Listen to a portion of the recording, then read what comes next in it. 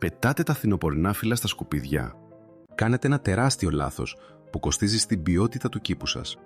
Τα ξερά φύλλα είναι ο πραγματικός χρυσός της φύσης. Αντί να τα διώχνετε, μετατρέψτε τα σε δωρεάν πλούσιο λίπασμα για την άνοιξη.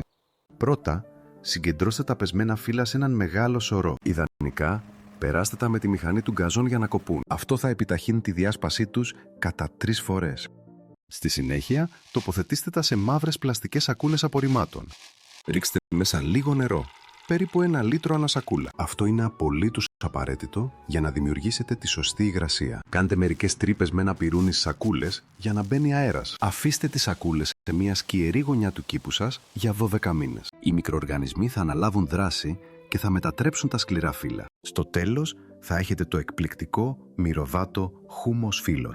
Αυτό το υλικό είναι το απόλυτο εδαφοβελτιωτικό που κρατά την υγρασία σαν σφουγγάρι. Ανακατέψτε το στο χώμα σας. Δοκιμάστε το σήμερα και η εισοδιά σας θα σας ευγνωμονεί.